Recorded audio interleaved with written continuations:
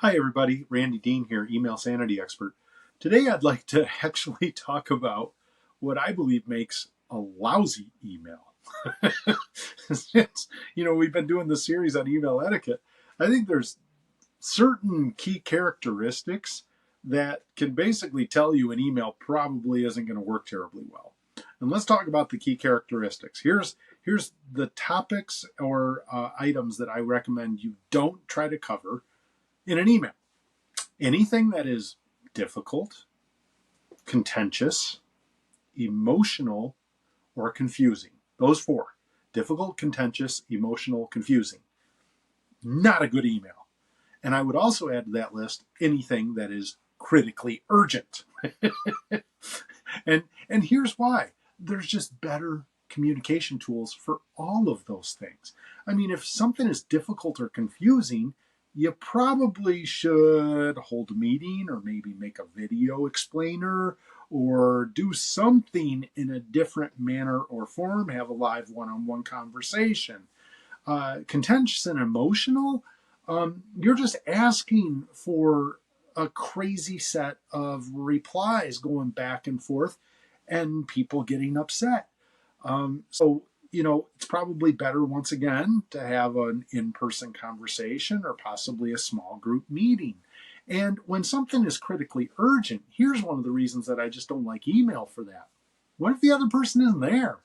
You send them something critically urgent, they need to respond in the next 5 to 10 minutes, and they're stuck in traffic. They're at home with a sick kid.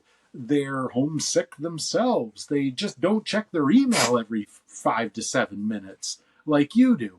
And any and all of those things, when that occurs, you really can't sort of blame the recipient. It's sort of the sender's fault. And so what I would like you to do is, when you're starting to craft an email, if you sense that the email you're writing has become difficult or contentious or emotional or complex and confusing, ask yourself, is this really the best way to get this information out?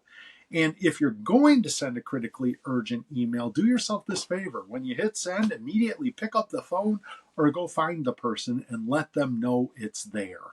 Because if you can do that for the person, you've just made it that much more likely that it's not going to create a major problem for both you and this other party. Utilize the appropriate communication tool for the situation, and email is not, in my opinion, the appropriate tool for any of these situations. You want to know what email is really good for, though? Simple information, task, and text. Simple information, task, and text. Easy to understand. Oh, and let's add not critically time sensitive.